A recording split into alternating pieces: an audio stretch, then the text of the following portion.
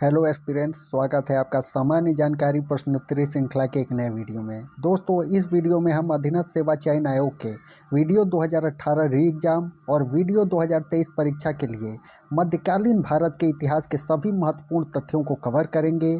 और इस वीडियो श्रृंखला में न केवल सामान्य जानकारी बल्कि हिंदी परिज्ञान एवं लेखन योग्यता और सामान्य बुद्धि परीक्षण को भी अध्यायवार कवर करेंगे। तो बने रहिए जॉब्स इन्फो इलाहाबाद के साथ।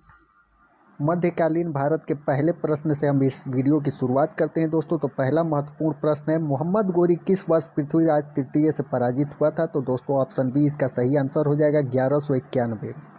दोस्तों, पृथ्वीराज तृतीय ने 1191 में तराइन के प्रथम युद्ध में मुस्लिम शासक शिहाबुद्दीन मोहम्मद गोरी को पराजित किया था। ठीक है, और तराइन का दूसरा युद्ध जो कि 1192 में हुआ था, उसमें वह मोहम्मद गोरी से पृथ्वीराज चौहान पराजित हो जाता है और भारत में तुर्की राज्य की स्थापना होती है। दोस्तों, ये बहुत निर्णायक युद्ध था। पहली बार भारत पर आक्रमण करने वाला मुस्लिम कौन था? तो दोस्तों ऑप्शन सी इसका सही आंसर हो जाएगा, मोहम्मद बिन कासिम। भारत में प्रथम मुस्लिम आक्रमणकारी मोहम्मद बिन कासिम था। 711 ईस्वी में उबैदुल्ला और बुदेल के नेतृत्व में सिंध के क्षेत्र पर अरबों का पहला असफल आक्रमण हुआ। अरबों ने 712 ईस्वी में 17 वर्षीय मोहम्मद बिन कासिम के नेतृत्व में दाहिर को परास्त कर सिंध पर विजय पाई थी। अब ये याद रखिएगा दोस्तों, अक्सर ये पूछता है कि जब मोहम्मद बिन कासिम का आक्रमण हुआ था तो सिंध का शासक कौन था? तो दाहिर था। आप इसको याद रखिएगा। भारत पर अरब आक्रमण के साक्ष्य चचनामा और मीर मोहम्मद मासूम की पुस्तक तारीख़ सिंध या मासूम सिंध से प्राप्त होती है। ये भी आप ध्यान रखिएगा दोस्तों। नालंदा प्राचीन शिक्षण एवं मठ का एक केंद्र कब नष्ट हो गया? तो दोस्तों इसका आंसर हो जाएगा ऑप्शन सी 1200 ईस्वी में। नालंदा विश्वविद्यालय बिहार मगध में स्थित एक महत्वपूर्ण बौद्ध शिक्षा का केंद्र था। नालंदा प्राचीन शिक्षण एवं मठ का एक केंद्र 1200 ईस्वी में नष्ट हुआ। इसको 1197 ईस्वी में ऐबक के एक सेनापति बख्तियार खिलजी ने नष्ट किया था। दोस्तों आप इसको ध्यान रखिएगा। दिल्ली सल्तनत के निम्नलिखित राजवंशों में से किसने सबसे कम अवधि तक शासन किया था? दोस्तों तो इसका आंसर ऑप्शन ए सही हो जाएगा, खिलजी वंश ने सबसे कम समय तक शासन किया था। खिलजी वंश ने दिल्ली की सत्ता पर 1290 से 1320 ईस्वी तक शासन किया। जलालुद्दीन फिरोज खिलजी खिलजी वंश के संस्थापक थे। संस्थापक जहाँ भी नाम आए दोस्तों आप उन लोगों को थोड़ा याद रखा करिए, अक्सर डायरेक्ट ये प्रश्न बनते हैं। दिल्ली के खिलजी सुल्तानों में अलाउद्दीन खिलजी सबसे प्रसिद्ध और योग्य शासक था। इसने सिकंदर सानी की उपाधि धारण की थी। दोस्तों चलिए चलते हैं अगले महत्वपूर्ण प्रश्न की तरफ। निम्नलिखित में से दिल्ली का पहला सुल्तान कौन था? तो दोस्तों ऑप्शन बी इसका सही आंसर हो जाएगा, कुतुबुद्दीन ऐबक। दिल्ली का पहला सुल्तान कुतुबुद्दीन ऐबक था। मोहम्मद गोरी का गुलाम कुतुबुद्दीन ऐबक ने 1206 ईस्वी में गुलाम वंश की नींव रखी थी। ऐबक का साम्राज्य पूरे उत्तर भारत में फैला था। इसने लाहौर को अपनी राजधानी बनाया और कुतुब मीनार की नींव भी कुतुबुद्दीन ऐबक ने ही डाली थी। दोस्तों इसको आप ध्यान रखिएगा। कुतुबुद्दीन ऐबक किस राजवंश का संस्थापक था? तो दोस्तों ऑप्शन सी इसका सही आंसर हो जाएगा, गुलाम वंश का संस्थापक कुतुबुद्दीन ऐबक था। लौह और रक्त की नीति किसने अपनाई थी? तो दोस्तों इसका आंसर ए सही हो जाएगा, बलबन ने लौह और रक्त की नीति अपनाई थी। दोस्तों लौह और रक्त की नीति अर्थात कठोर नीति गुलाम वंशीय शासक बलबन ने अपनाई थी। बलबन ने विद्रोहियों को कमजोर करने तथा मंगोल आक्रमण से रक्षा के लिए नीति अपनाई थी। बलबन ने राजत्व सिद्धांत को ऊंचा करने के लिए सिजदा और पैबोस की प्रथा का भी आरंभ किया था। दोस्तों आप इसको भी याद रखिएगा। किसके शासनकाल में इब्न बतूता भारत आया था? दोस्तों तो मोहम्मद बिन तुगलक के काल में यह भारत आया था। इब्न बतूता मोहम्मद बिन तुगलक के काल में आया था और वह मोरक्को का निवासी था। दोस्तों आप इसको ध्यान रखिएगा। भारत में तैमूर किस वर्ष आक्रमण किया था? तो दोस्तों इसका आंसर ऑप्शन डी सही हो जाएगा, 1398 ईस्वी में उसने आक्रमण किया था। किस शासक ने भारत में तुगलक वंश की नींव रखी थी? तो दोस्तों ऑप्शन बी इसका सही आंसर हो जाएगा, गयासुद्दीन तुगलक ने तुगलक वंश की नींव रखी थी। तुगलक वंश का संस्थापक गाजी मलिक या गयासुद्दीन तुगलक था। इसका संबंध करोना जनजाति से था। गाजी मलिक 8 सितंबर 1320 को गद्दी पर बैठा। इसने सिंचाई के लिए कुएं तथा नहरों का निर्माण कराया। इसने तुगलकाबाद नामक नगर की स्थापना भी की थी। इस वंश के 3 योग्य शासक हुए, गयासुद्दीन और उसका पुत्र मोहम्मद बिन तुगलक और उसका उत्तराधिकारी फिरोज तुगलक। दिल्ली में अलाउद्दीन खिलजी के शासनकाल की अवधि क्या थी? तो दोस्तों आप इसको ध्यान रखिएगा, 1296 से लेकर 1316 ईस्वी तक इसका शासनकाल रहता है। दोस्तों खिज्र खान निम्नलिखित में से किस राजवंश से संबंधित था? तो दोस्तों यह सैयद वंश से संबंधित शासक था। खिज्र खान दिल्ली सल्तनत के सैयद वंश का संस्थापक था। इसने आक्रमणकारी तैमूर को सहयोग भी प्रदान किया था। बदले में तैमूर ने इसे लाहौर, मुल्तान और दीपालपुर की सूबेदारी भी सौंपी थी। भारत में सिकंदर लोदी का शासनकाल कब से कब रहा? तो दोस्तों इसका आंसर हो जाएगा ऑप्शन सी। विजयनगर की प्रचलित परंपराओं के अनुसार विजयनगर के शासकों को क्या कहा जाता था? तो दोस्तों उनको नरपति कहा जाता था। यह एक महत्वपूर्ण प्रश्न है। तुलुव राजवंश की स्थापना किसने की थी? तो ऑप्शन डी इसका सही आंसर हो जाएगा दोस्तों, वीर नरसिंह। किस प्राचीन साम्राज्य में महिलाएं कुश्ती में भाग लेती थीं? तो ऑप्शन बी इसका सही आंसर हो जाएगा दोस्तों, विजयनगर साम्राज्य में महिलाएं कुश्ती में भाग लेती थीं। विजयनगर राज्य किस नदी के किनारे स्थित था? तो ऑप्शन सी इसका सही आंसर हो जाएगा, तुंगभद्रा नदी के किनारे। विजयनगर साम्राज्य के संस्थापक कौन थे? दोस्तों विजयनगर साम्राज्य की स्थापना हरिहर और बुक्का नामक दो भाइयों ने की थी। ठीक है, आप इसको ध्यान रखिएगा। मध्ययुगीन भारत में भक्ति आंदोलन के प्रमुख अगुवाकारों में से कौन था? दोस्तों तो शंकराचार्य, आप इसका आंसर याद रखिएगा। मध्ययुगीन भारत में भक्ति आंदोलन के प्रमुख अगुवाकारों में शंकराचार्य जी थे। इनके द्वारा प्रतिपादित दार्शनिक परंपरा को अद्वैतवाद कहा जाता था। तो आप ये याद रखिएगा, शंकराचार्य जो दार्शनिक परंपरा है उसको अद्वैतवाद कहा जाता है। इस काल में सामाजिक धार्मिक सुधारों द्वारा समाज के विभिन्न तरह के भगवान की भक्ति का प्रचार प्रसार किया गया था। गुरु ग्रंथ साहिब के संकलन को किसने प्रमाणित किया था? तो ऑप्शन सी इसका सही आंसर हो जाएगा दोस्तों, गुरु गोविंद सिंह ने। ठीक है दोस्तों, गुरु ग्रंथ साहिब के संकलन को गुरु गोविंद सिंह ने प्रमाणित किया था। इस संकलन में शेख फरीद, संत कबीर, नामदेव और गुरु तेग बहादुर जैसे अन्य हस्तियों के लेखन को भी जोड़ा जाता है। आदि ग्रंथ को ही गुरु ग्रंथ साहिब के नाम से जाना जाता है, जिसकी रचना गुरु अर्जुन देव ने की थी। तो आप ध्यान रखिएगा दोस्तों, आदि ग्रंथ की रचना गुरु अर्जुन देव ने की थी। यह पुस्तक गुरुमुखी लिपि में लिखी गई है, यह भी महत्वपूर्ण है, आप इसको भी ध्यान रखिएगा। किस सिख गुरु की जयंती गुरु पर्व त्योहार के रूप में मनाई जाती है? तो ऑप्शन डी इसका सही आंसर हो जाएगा, गुरु नानक देव। सिख पंथ के संस्थापक तथा सिखों के पहले गुरु नानक देव की जयंती गुरु पर्व त्योहार के रूप में मनाई जाती है। इनका जन्म कार्तिक पूर्णिमा को रावी नदी के किनारे स्थित आधुनिक पाकिस्तान के पंजाब प्रांत के, तो यहाँ पे बस तलवंडी आप याद रखिएगा कि गुरु नानक देव का जो जन्म हुआ था वो तलवंडी में हुआ था। अक्सर पूछा जाता है यह प्रश्न। ठीक है, उन्होंने सामाजिक कुरीतियों का विरोध किया तथा मूर्ति पूजा को निरर्थक माना था। दोस्तों किस वर्ष गुरु गोविंद सिंह ने आनंदपुर साहिब में सिखों की सामान्य बैठक बुलाई तथा खालसा पंथ की नींव रखी थी? दोस्तों तो इसके सारे ऑप्शन ये गलत हैं। आप बस यहाँ पे 1699 याद रखिएगा। गुरु गोविंद सिंह सिख धर्म के 10वें तथा अंतिम गुरु थे। इन्होंने 1699 में खालसा पंथ की स्थापना की, जो सैनिक संतों का विशिष्ट समूह था। इस्लामिक युग में सिखों के उत्पीड़न के खालसा पंथ की स्थापना को प्रेरित किया, जो अंतरात्मा और धर्म की स्वतंत्रता का पंथ है। खालसा ऐसे पुरुष और महिलाएं हैं जिन्होंने सिख गुरुमत्ता समारोह में भाग लिया हो और जो सिख आचार संहिता व परंपराओं का सख्ती से पालन करते हैं तथा 5 भौतिक वस्तुओं केस, कंघा, कड़ा, कच्छा और कृपाण धारण करते हैं। इसमें ये जो प्रश्न है दोस्तों, इसमें कोई भी विकल्प सत्य नहीं है, आप इसको ध्यान रखिएगा। शायद आयोग इसमें करेक्शन कर दे, तो फिर आप 1699 याद रखिएगा डेट। 10वें आखिरी सिख गुरु कौन थे? तो दोस्तों गुरु गोविंद सिंह आखिरी सिख गुरु हुए, आप इसको याद रखिएगा। लंगर की परंपरा किसने आरंभ की? तो ऑप्शन ए इसका सही आंसर हो जाएगा दोस्तों, गुरु नानक देव ने लंगर की परंपरा का आरंभ किया था।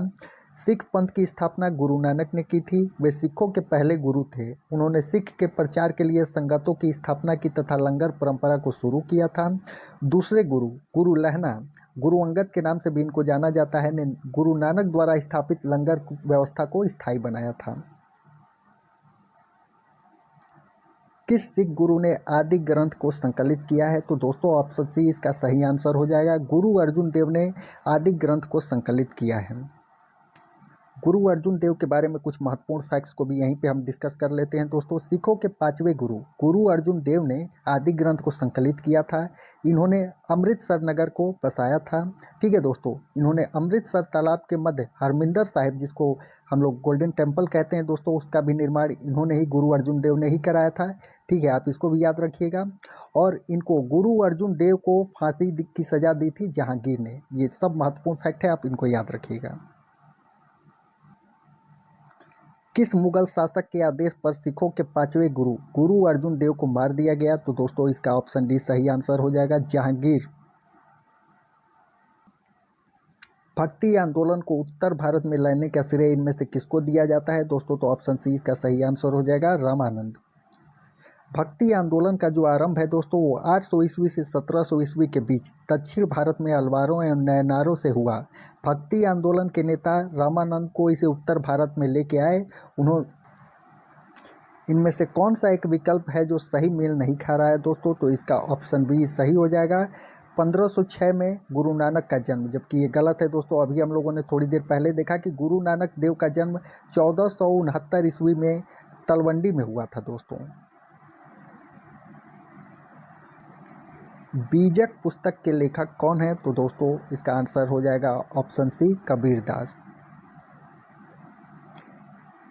संगमरमर पर पितरादुरा या रंगीन पत्थर की जड़ाई का काम किसके समय में बहुत लोकप्रिय हुआ था दोस्तों? तो इसका आंसर हो जाएगा ऑप्शन बी, शाहजहां के काल में। और इसका अच्छा उदाहरण है ताजमहल। आप जब देखेंगे तो, अगर आप पितरादुरा नहीं देखते हैं तो मैं आपको दिखाता हूं दोस्तों।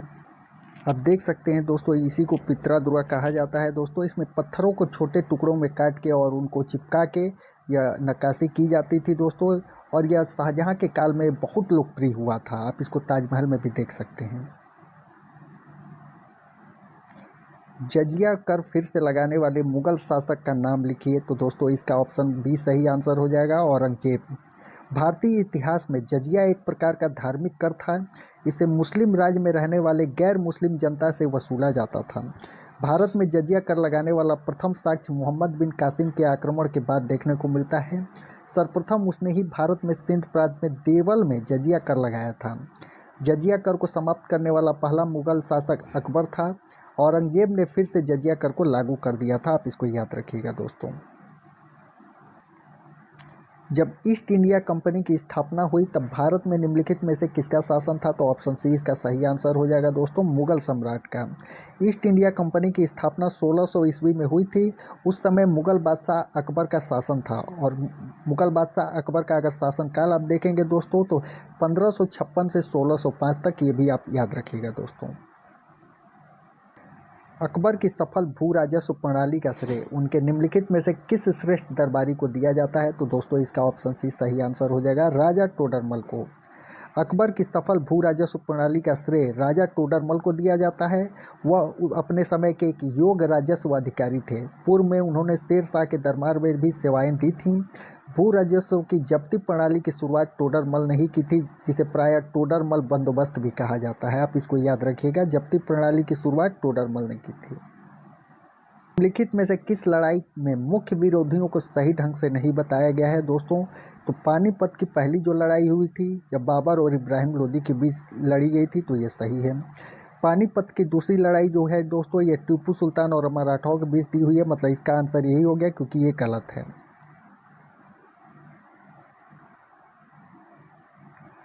पानीपत की पहली लड़ाई 21 अप्रैल 1526 ईस्वी को बाबर और इब्राहिम लोदी के बीच हुई थी। इस युद्ध में बाबर की विजय हुई थी, इब्राहिम लोदी मारा गया एवं नए मुगल साम्राज्य की नींव पड़ी। पानीपत की दूसरी लड़ाई 5 नवंबर 1556 ईस्वी को अकबर और हेमू के बीच में हुई थी। इस युद्ध में अकबर की विजय हुई तथा हेमू की पराजय। इसी प्रकार हल्दी घाटी युद्ध 18 जून 1576 ईस्वी को महाराणा प्रताप और अकबर के बीच हुई, जिसमें अकबर विजयी हुआ। अतः स्पष्ट है कि विकल्प बी सही सुमेलित नहीं है। पानीपत की पहली लड़ाई किस वर्ष लड़ी गई? तो ऑप्शन बी इसका सही आंसर हो जाएगा दोस्तों, 1526 ईस्वी में। पानीपत की पहली लड़ाई मुगल वंश के संस्थापक बाबर और लोदी वंश के शासक इब्राहिम लोदी के मध्य 1526 ईस्वी में हुई थी। इब्राहिम लोदी इस लड़ाई में पराजित हुआ और मारा गया तथा बाबर ने मुगल वंश की नींव भारत में रखी थी। आप इसको ध्यान रखिएगा दोस्तों। 1556 ईस्वी में पानीपत का द्वितीय युद्ध किनके मध्य लड़ा गया था? तो ऑप्शन सी इसका सही आंसर हो जाएगा दोस्तों। अकबर और हेमू के बीच यह युद्ध लड़ा गया था। शेर शाह सूरी का वास्तविक नाम क्या था? तो दोस्तों इसका ऑप्शन सी सही आंसर हो जाएगा, फरीद। यहाँ पे हम कुछ महत्वपूर्ण फैक्ट्स जो हैं दोस्तों शेर शाह सूरी के बारे में उनको भी देखते चलते हैं, क्योंकि मिडिवल हिस्ट्री में एक बहुत ही इंपॉर्टेंट पर्सनालिटी थे, तो इनके बारे में जानकारी होनी चाहिए। शेर शाह सूरी का वास्तविक नाम फरीद था। इसने अपनी शिक्षा जौनपुर से प्राप्त की थी। 1539 को चौसा का युद्ध हुमायूं और शेर शाह के बीच लड़ा गया था, जिसमें विजय के पश्चात शेर शाह की शक्ति व प्रतिष्ठा दोनों में वृद्धि हुई थी। उसने शेर शाह की पदवी धारण कर अपने नाम का खुतबा पढ़वाया और अपने नाम के सिक्के भी चलवाए थे दोस्तों।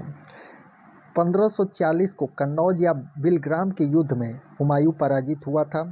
कलिंजर विजय 1545 के दौरान बारूद में आग लगने से शेर शाह घायल हो गया था। 1545 ईस्वी को उनकी मृत्यु हो गई। शेर शाह का जो मकबरा है दोस्तों ये बहुत ही इंपॉर्टेंट है, बार बार पूछा जाता है। शेर शाह का जो मकबरा है दोस्तों यह बिहार के सासाराम में स्थित है, आप इसको जरूर याद रखिएगा। निम्न में से किस शासक की मृत्यु उसके पुस्तकालय की सीढ़ियों से गिरकर हुई थी? तो दोस्तों ऑप्शन डी इसका सही आंसर हो जाएगा, हुमायूं। किस वर्ष बाबर ने सुल्तान इब्राहिम लोदी को पानीपत की लड़ाई में पराजित किया था? तो इसका ऑप्शन बी सही आंसर हो जाएगा दोस्तों, 1526 ईस्वी में।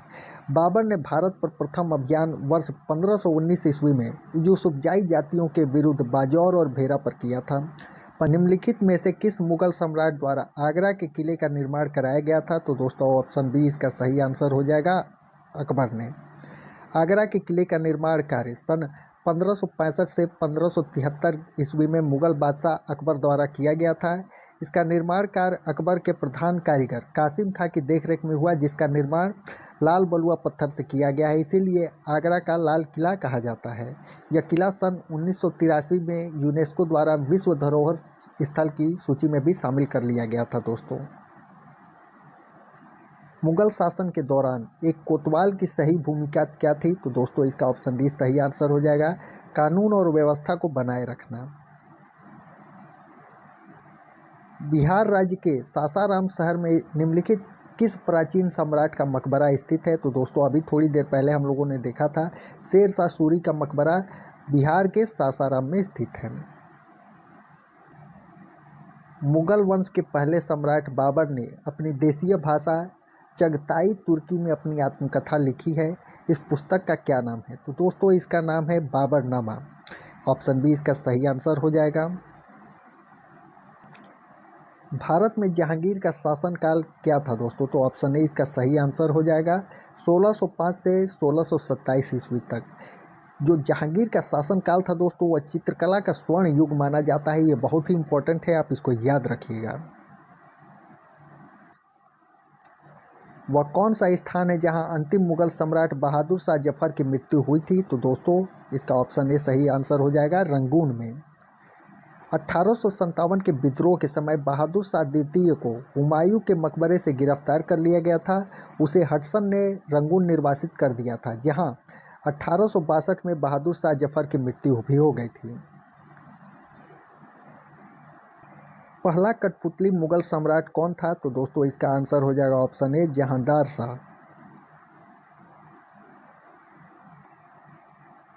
विश्व प्रसिद्ध मोर सिंहासन या तख्ते ताउस का निर्माण उसकी लाल किले में स्थापना निम्न में से किस मुगल शासक ने करवाया था दोस्तों? तो ऑप्शन ए इसका सही आंसर हो जाएगा, शाहजहां। दोस्तों शाहजहां ने कुछ महत्वपूर्ण इमारतों का निर्माण करवाया था, देख लेते हैं हम। जैसे दिल्ली का लाल किला, दीवाने आम और दीवाने खास, दिल्ली की जो जामा मस्जिद है वो, और आगरा की मोती मस्जिद व आगरा का ताजमहल। इसीलिए दोस्तों जो शाहजहां का काल था उसे स्थापत्य कला का स्वर्ण काल कहा जाता है, आप इसको याद रखिएगा दोस्तों। अकबर के दरबार में प्रसिद्ध कवि कौन थे? तो दोस्तों ऑप्शन सी इसका सही आंसर हो जाएगा, रहीम खान।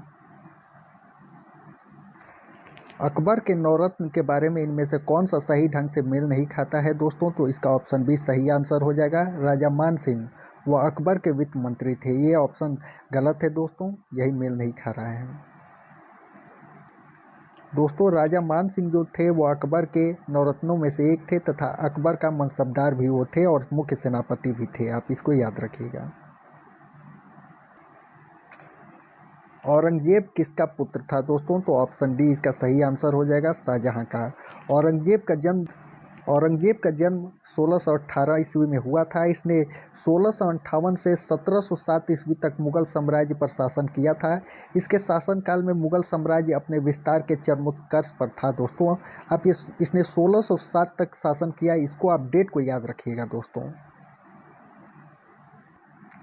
पानीपत का द्वितीय युद्ध किनके बीच लड़ा गया था? तो दोस्तों ऑप्शन बी इसका सही आंसर हो जाएगा, अकबर और हेमू के बीच। पानीपत का द्वितीय युद्ध 1556 ईस्वी को अफगान शासक आदिल शाह सूर के वीर हिंदू सेना नायक हेमचंद्र विक्रमादित्य हेमू और मुगल बादशाह अकबर के मध्य हुआ था। युद्ध का प्रारंभिक क्षण हेमू के पक्ष में जा रहा था, लेकिन उनकी आंख में एक तीर लग जाने के कारण वो अपना आपा खो बैठे थे। अकबर के संरक्षक बैरम खान ने हेमू को गिरफ्तार करके मरवा दिया तथा पानीपत का द्वितीय युद्ध जो था दोस्तों वो जीत लिया। इनमें से कौन सा एक मुगल बादशाह शराब को छूता तक नहीं था? तो ऑप्शन डी इसका सही आंसर हो जाएगा दोस्तों, औरंगजेब। दोस्तों जो औरंगजेब था वो जिंदा पीर उसको कहा जाता था, क्योंकि वो बहुत ही सादा और पवित्र जीवन जीता था। वो शरीयत और हदीस को काफ़ी महत्व भी देता था। वर्तमान में औरंगजेब के बारे में लोगों में अनेक भ्रांतियां फैलाई जा रही हैं, लेकिन जब आप औरंगजेब को पढ़ेंगे तो पाएंगे कि वह भ्रांतियां वास्तविकता से बहुत दूर है दोस्तों। तो आप उन पर ध्यान न देके आप फैक्ट्स पे ध्यान दिया करिए। किस मुगल बादशाह ने इलाहाबाद को अपनी राजधानी बनाया था? तो दोस्तों इसका आंसर ऑप्शन बी सही हो जाएगा, शाह आलम ने। आलमगीर द्वितीय के बाद अली गौहर शाह आलम द्वितीय की उपाधि धारण कर मुगल शासन की गद्दी पर बैठता है।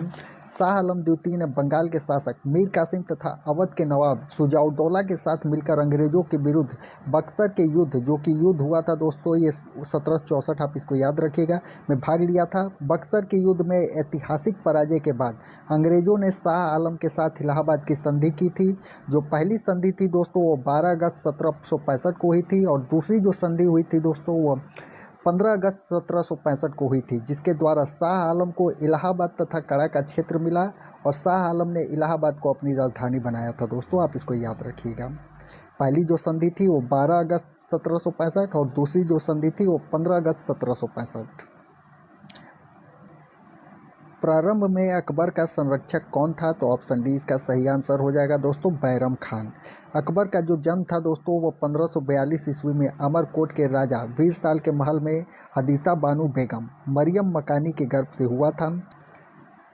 हुमायूं की दुर्घटना से आकस्मिक मृत्यु के उपरांत उसके बेटे अकबर को कहाँ मुगल सिंहासन पर बैठाया गया था, मतलब उसका राज्याभिषेक कहाँ हुआ था दोस्तों? तो ऑप्शन सी इसका सही आंसर हो जाएगा, कालानौर में।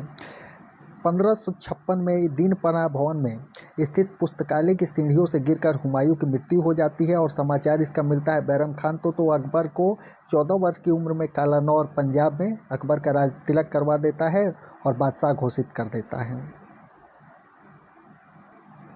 निम्नलिखित में से किस सम्राट के शासनकाल में भारत का पहला मुद्रा जो था रुपया उसको मुद्रित किया गया था? तो दोस्तों ऑप्शन सी इसका सही आंसर हो जाएगा, शेरशाह सूरी। शेरशाह सूरी के शासनकाल में भारत की मुद्रा जो रुपया प्रथम बार जारी किया गया था, आज के रुपए का अग्रदूत है। ठीक है दोस्तों, शेरशाह ने चांदी के रुपया नामक सिक्का को जारी किया था और ग्रैंड ट्रंक रोड जो है दोस्तों उसका भी निर्माण शेरशाह सूरी ने करवाया था, आप इसको भी याद रखिएगा दोस्तों, महत्वपूर्ण फैक्ट है। सर थॉमस रो मुगल सम्राट जहांगीर से किस किले में मिला था? तो इसका आंसर हो जाएगा ऑप्शन डी, अजमेर।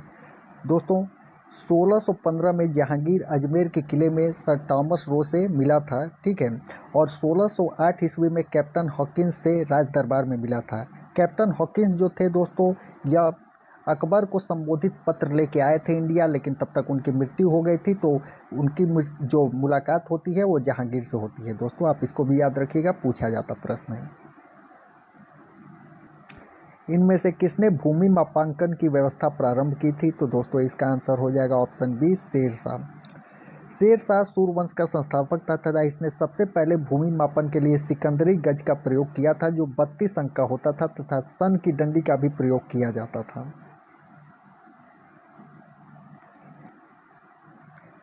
इनमें से किसने अकबर की धार्मिक नीति की आलोचना की थी? तो ऑप्शन सी इसका सही आंसर हो जाएगा दोस्तों, अब्दुल कादिर बदायूनी। ठीक है दोस्तों, और अकबरनामा की जो रचना थी दोस्तों अबुल फजल ने की थी, आप इसको भी याद रखिएगा। इनमें से कौन सा मुगल सम्राट अनपढ़ था? तो दोस्तों इसका ऑप्शन ए सही आंसर हो जाएगा, अकबर। मुगल काल में पुलिस बल के मुखिया को क्या कहा जाता था? तो दोस्तों ऑप्शन डी इसका सही आंसर हो जाएगा, कोतवाल।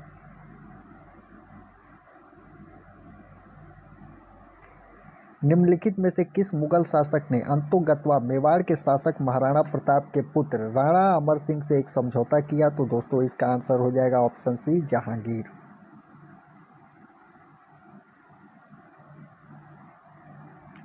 जलालुद्दीन मोहम्मद किस नाम से प्रसिद्ध है? तो ऑप्शन बी इसका सही आंसर हो जाएगा, अकबर। इसका पूरा नाम जलालुद्दीन मोहम्मद अकबर था।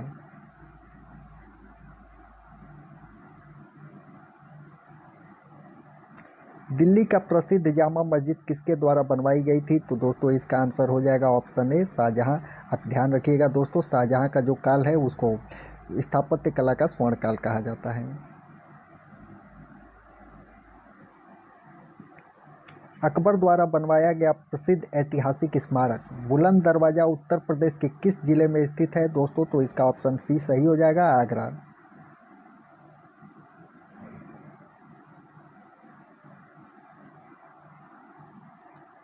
ताजमहल के सुलेखक जिसको कैलीग्राफर कहा जाता है दोस्तों ने 1648 ईस्वी में इसकी रचना की और पूरा किया? तो दोस्तों इसका ऑप्शन सी सही आंसर हो जाएगा, अमानत खां सिराजी ने।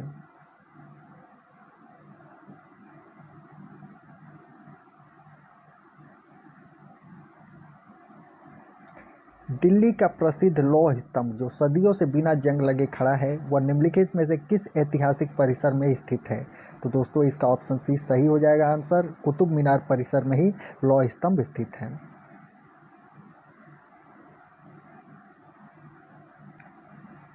अलाउद्दीन खिलजी द्वारा बनवाया गया प्रसिद्ध अलाई दरवाजा कहाँ पर स्थित है? तो ऑप्शन बी इसका सही आंसर हो जाएगा, नई दिल्ली। प्रसिद्ध चित्रकार मीर सैयद अली चित्रकारी हेतु किस मुगल शासक के सहयोगी थे? तो ऑप्शन डी इसका सही आंसर हो जाएगा, हुमायूं। मीर सैयद अली फारस का एक प्रसिद्ध चित्रकार था। जब हुमायूं निर्वासन का जीवन व्यतीत कर रहा था तब उसका मुलाकात वहाँ के दो प्रसिद्ध चित्रकार मीर सैयद अली तथा ख्वाजा अब्दुल समद से हुई थी। हुमायूं इन दोनों से प्रभावित होकर इनको अपना सहयोगी बना लिया था दोस्तों, आप इसको याद रखिएगा। बुलंद दरवाजा का निर्माण किसके द्वारा करवाया गया था दोस्तों? तो ऑप्शन बी इसका सही आंसर हो जाएगा, अकबर। गुजरात विजय के उपलक्ष्य में इस बुलंद दरवाजे का निर्माण कराया गया था और यह उत्तर प्रदेश के फतेहपुर सीकरी नामक स्थान पर स्थित है।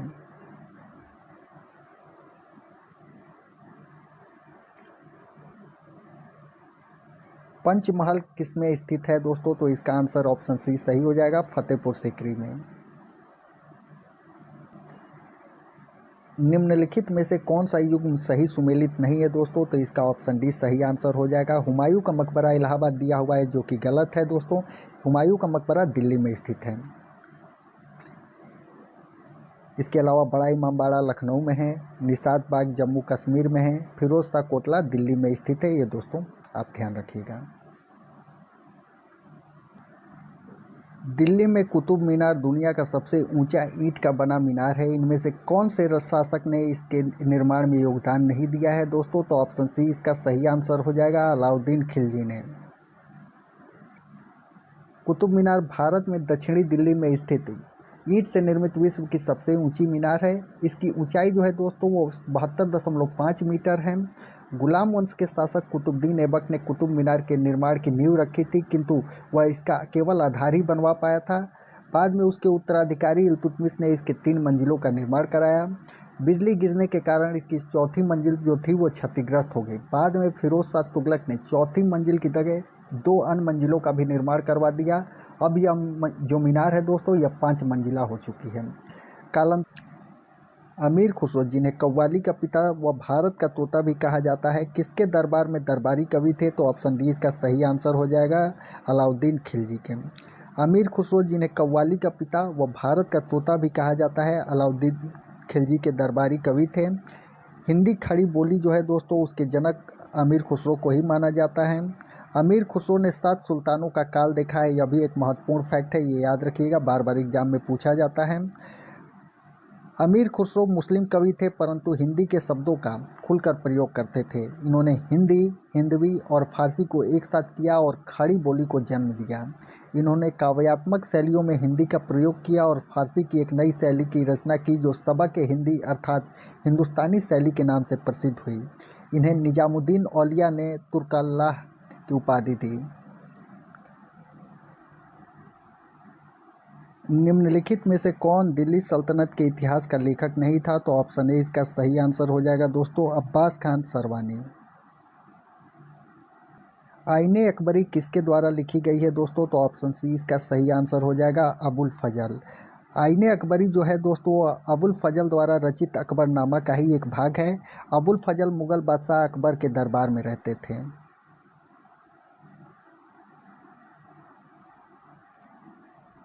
गोस्वामी तुलसीदास द्वारा लिखे गए रामचरितमानस का सबसे लंबा कांड अर्थात सबसे लंबा अध्याय कौन सा है दोस्तों? तो ऑप्शन ए इसका सही आंसर हो जाएगा, बालकांड।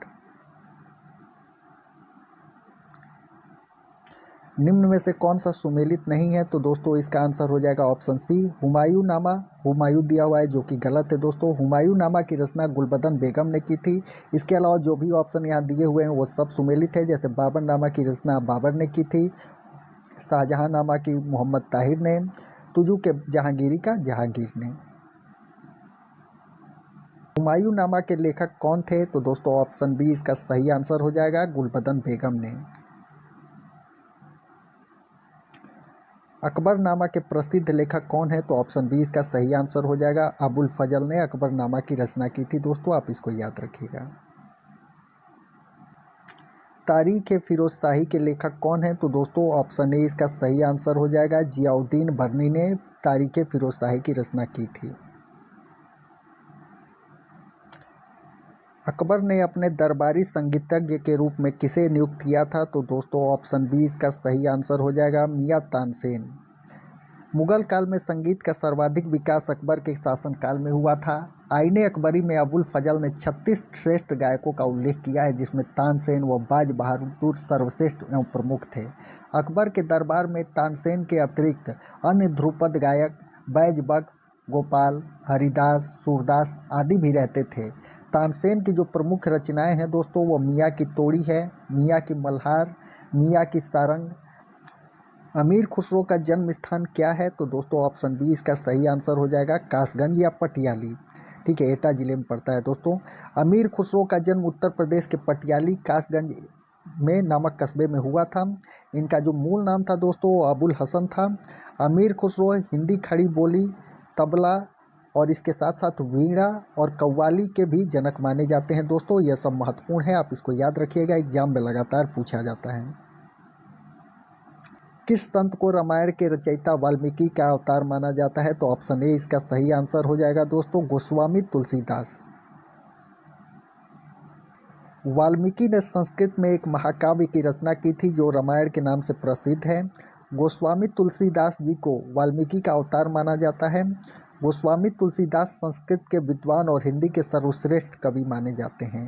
दोस्तों अधीनस्थ सेवा चयन आयोग के आगामी जो कुछ एग्जाम होने वाले हैं उनके लिए महत्वपूर्ण वीडियो की श्रृंखला में हमने मध्यकालीन भारत के इतिहास के सभी महत्वपूर्ण प्रश्नों को देख लिया है दोस्तों।